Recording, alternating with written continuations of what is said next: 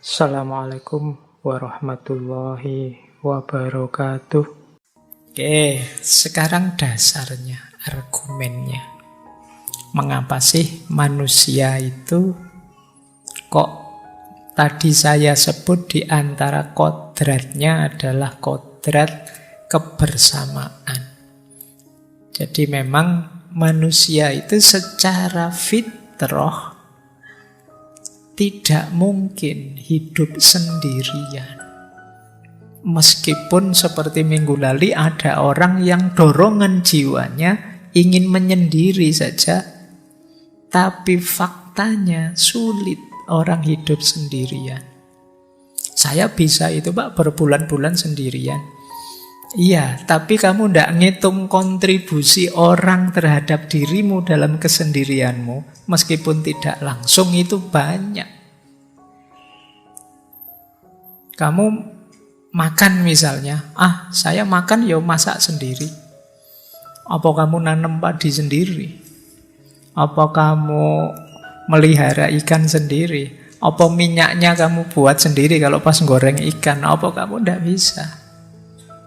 Tidak mungkin kalian hidup sendirian memenuhi kebutuhanmu 100%. Kecuali kamu pergi ke hutan misalnya, tidak pakai baju.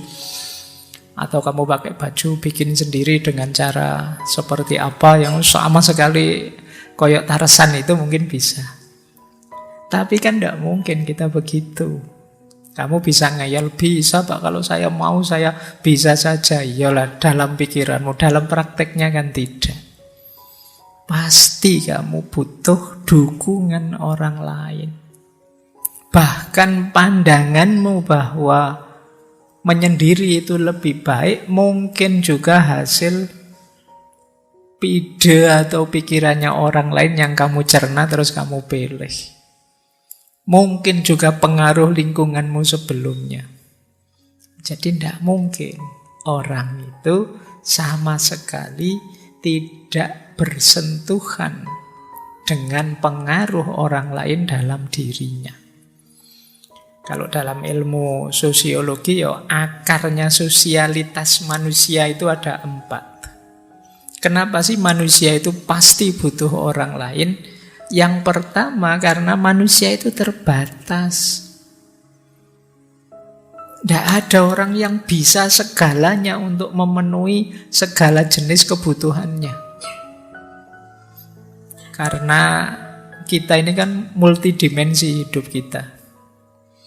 Dan tidak mungkin secara sekaligus kita menguasai semua hal dalam hidup kita. Mungkin ada yang pinter masak tapi tidak pinter potong rambut misalnya. Tidak pinter jahit baju. Ya kalau ngomong sih pinternya luar biasa, tapi begitu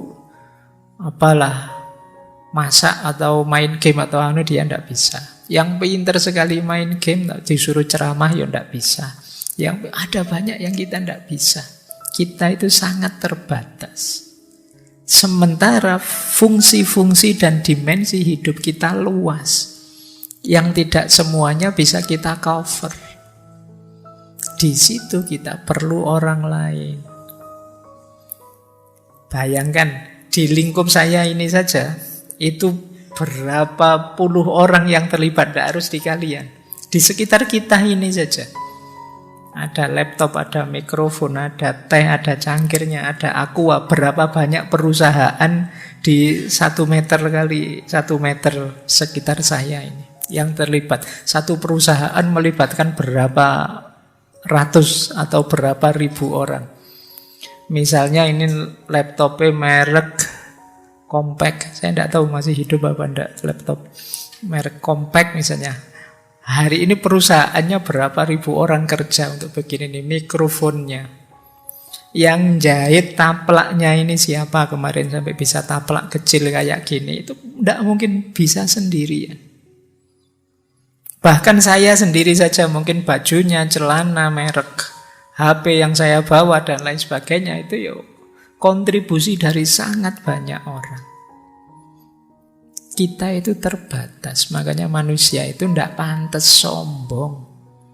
Tanpa bantuannya orang lain kamu bukan apa-apa. Tapi kan uang saya banyak Pak, bisa. Iya loh, uangmu banyak. Kalau orang lain tidak berkontribusi membantu mewujudkan keinginanmu, uangmu tidak ada gunanya. Kalau tidak ada orang yang siap kerja untuk memproduksi laptop, meskipun uangmu banyak, tidak akan uang jadi laptop. Jadi manusia itu terbatas. Yang kedua, manusia itu banyak hal yang dia tidak mampu. Ada orang yang multidisiplin, ilmunya banyak, tapi seluas apapun ilmunya orang, pasti ada bidang yang dia tidak mampu. Sampai mengklaim, Pak, saya itu Pak, fisika bisa, matematika bisa, kedokteran bisa, macam-macam bisa. Tapi pijet bisa enggak sampean? Kalau bisa pijet ono aku. Ini bisa enggak? Itu bisa enggak? Mesti ada banyak yang enggak bisa. Nyukur bisa enggak? Rebahan mampu enggak seharian? Kalau saya mampu, sampean mesti enggak mampu. Banyak hal yang malas-malasan berminggu-minggu mampu enggak sampean? Kalau saya bisa, mungkin sampean enggak. Ada banyak hal yang kita enggak mampu. Nah, yang ketiga, karena kita terbatas dan ada banyak hal yang tidak mampu, pasti kita itu makhluk yang tidak sempurna. Tidak ada manusia yang sempurna. Dan yang terakhir, langka. Langka itu, manusia itu tidak selamanya ada.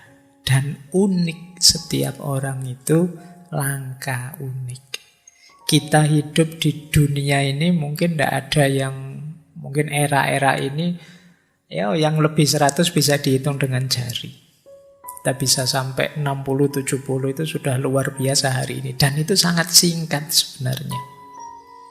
Itu yang disebut kelangkaan. Nyari yang kayak kalian lagi sudah tidak ada. Kalian itu edisi terbatas. Setiap orang itu unik, langka. Loh, karena kita itu unik, yang lain juga unik, dalam keunikannya masing-masing itu kita saling membutuhkan. Ini secara fitrahnya. Dalam prakteknya juga begitu.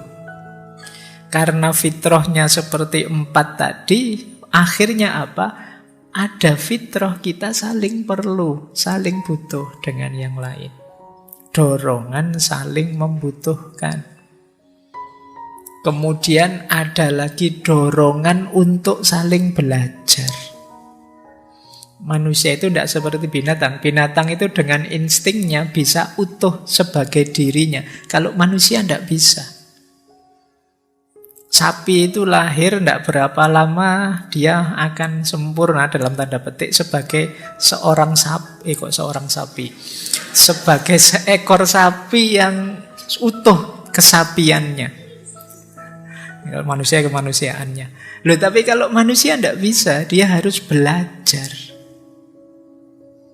Ada banyak hal yang harus kita belajar pada sekeliling kita. Cara berkomunikasi, cara bicara, cara berinteraksi. Untuk berjalan saja, manusia itu kan tahunan. Padahal ini kan sebenarnya psikomotorik yang otomatis saja harusnya bisa. Tapi itu kan harus belajar lama, sampai 3-4 tahun mungkin biasanya baru lancar berjalan, bisa lari.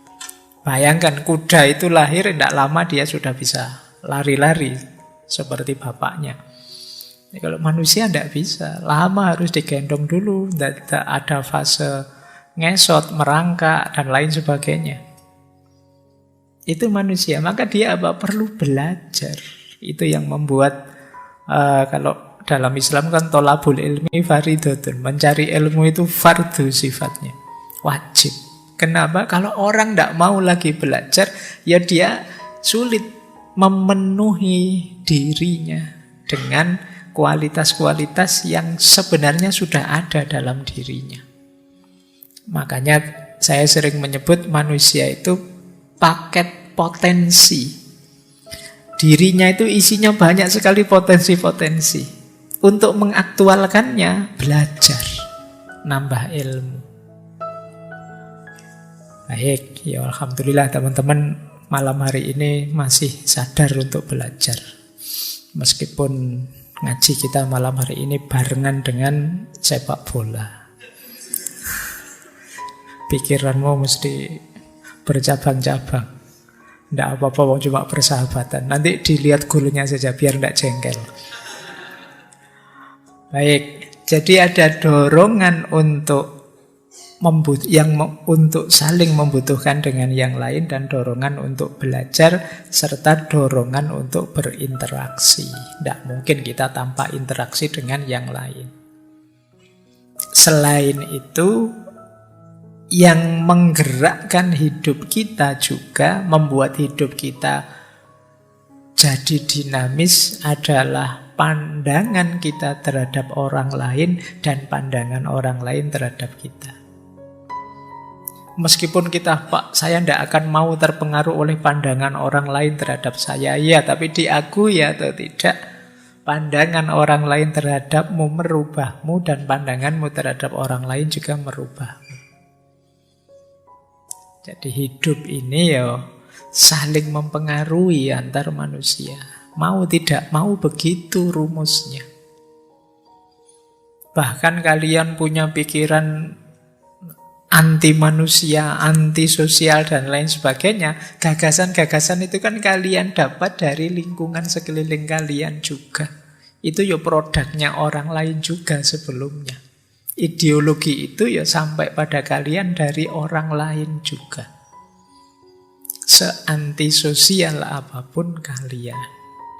Jadi dasarnya mengapa sih manusia itu memerlukan kebersamaan dengan yang lain, ya fitrahnya memang begitu. Kalau memang fitrahnya seperti ini, maka yang terbaik adalah ayo kita kelola kebersamaan itu. Jangan sampai kita abaikan, ndaklah saya ingin menyendiri saja, ndak mau saya kebersamaan itu, saya ingin menyendiri saja. Tapi kalau fitrah kita seperti ini, ya pada akhirnya tetap kita akan bersentuhan, berinteraksi dengan yang lain. Sementara kita tidak ngerti ilmunya karena kemarin menghindar terus.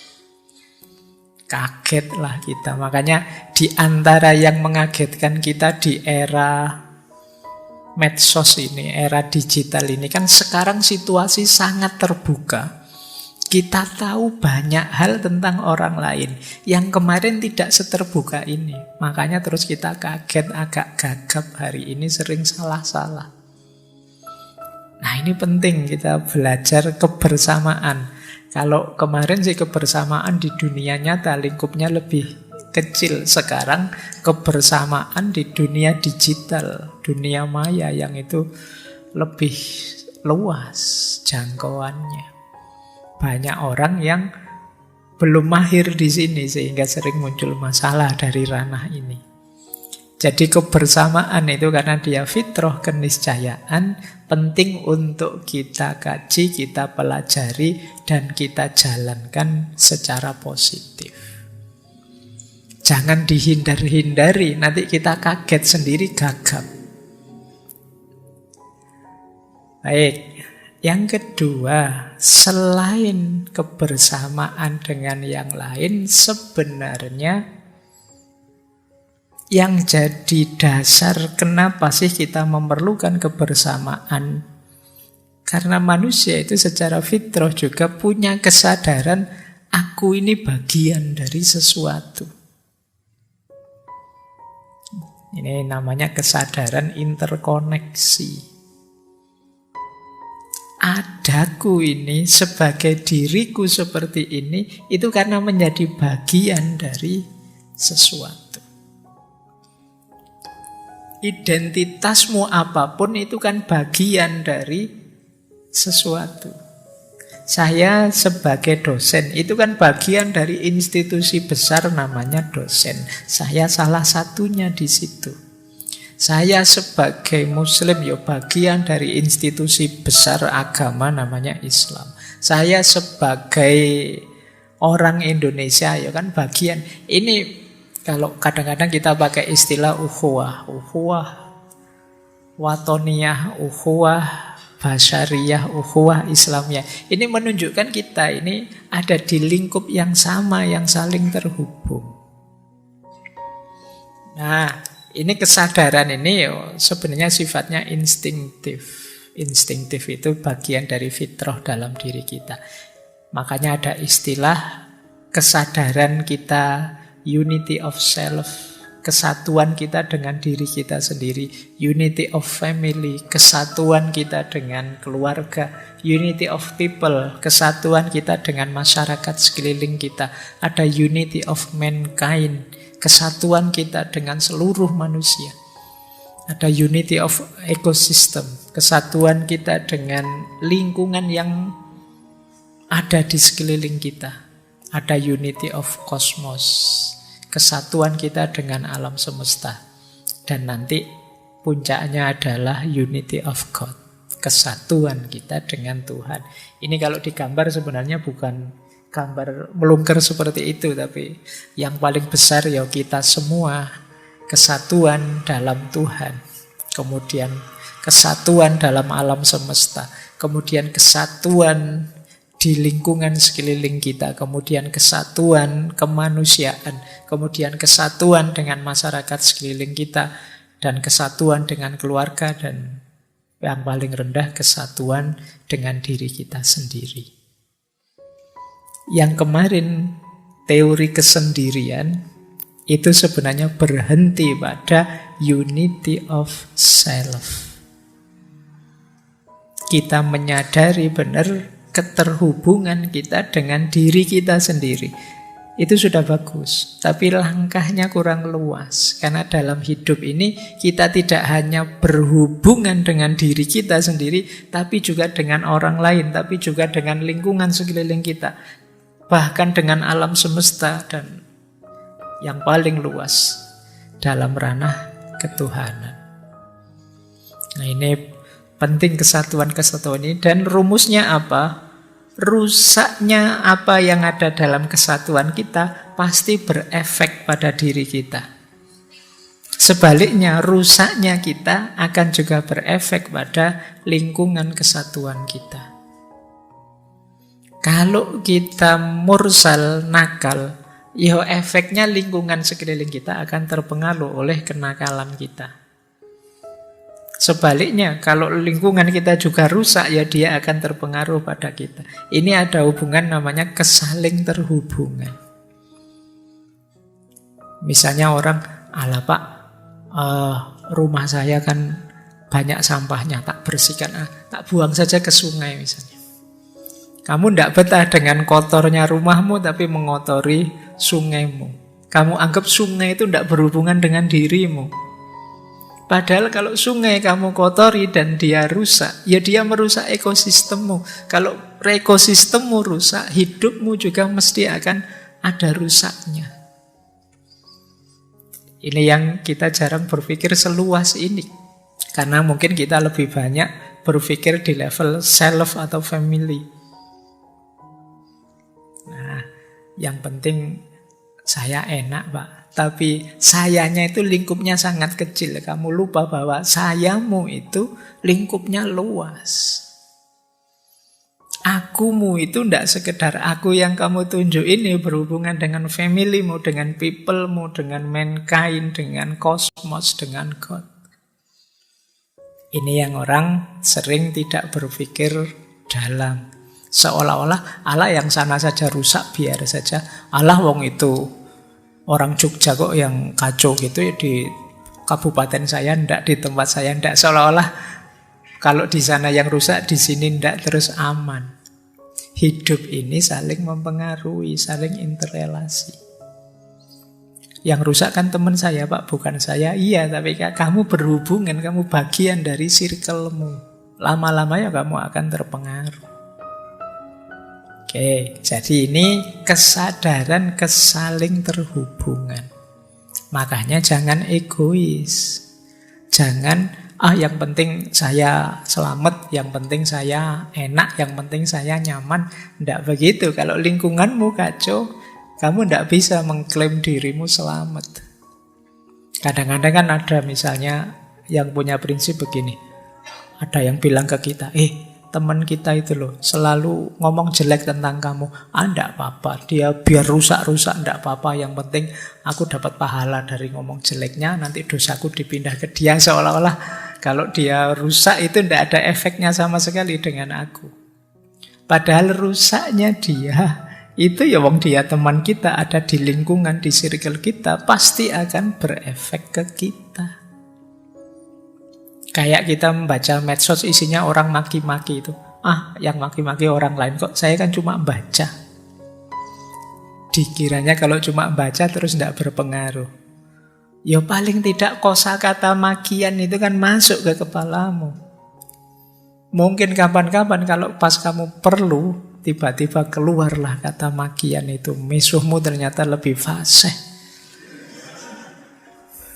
daripada yang selama ini kamu kritik. Kok bisa ya Pak saya ngomong sesadis itu, sekejam itu misalnya.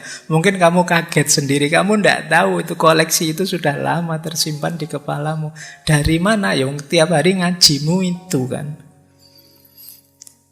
Jadi kalau kamu buka HP kan, meskipun kalau saya kritik, wah sekarang jarang ngaji buka HP terus. Saya buka HP-nya ngaji Pak. Iya tapi ngajinya ya jus TikTok sama ayat Twitter yang kamu baca. Akhirnya ya itu koleksi itu yang masuk di kepalamu dan kamu tidak sadar. Seolah-olah yang rusak itu sana-sana, kamu tidak rusak. Kita ini saling terhubung. Apalagi sesama bangsa, sesama agama, sesama manusia. Belum sesama semesta, apalagi sesama makhluk Tuhan. Jadi Pak, yang rusak kan di sana Pak, di Amerika. Yang perang kan Rusia sama Ukraina. Kita aman saja. Seolah-olah begitu. Tapi jangan lupa, kita ada di unity yang sama, di kesatuan yang sama. Ini penting untuk bahan renungan kita. Kita sering berpikirnya parsial. Jadi sepotong-sepotong. Kita lupa bahwa hidup ini saling terhubung. Baik, kita lanjutkan. Ini argumen kedua kalau ada yang tanya, kenapa sih kok kita harus memperhatikan kebersamaan? Selain tadi kebersamaan itu fitrah, yang kedua ya karena hidup ini saling terhubung. Oke, untuk malam hari ini saya cukupkan sekian dulu. Mohon maaf kalau ada yang kurang berkenan, mungkin 1-2 kekurangan apa, mohon dimaklumi. Kalau ada kekhilafan, kealpaan yang teman-teman ngerti benernya seperti apa, ya silahkan disampaikan. Kurang lebihnya mohon maaf. Wallahul muwaffiq, wallahu a'lam bissawab. Wassalamualaikum warahmatullahi wabarakatuh.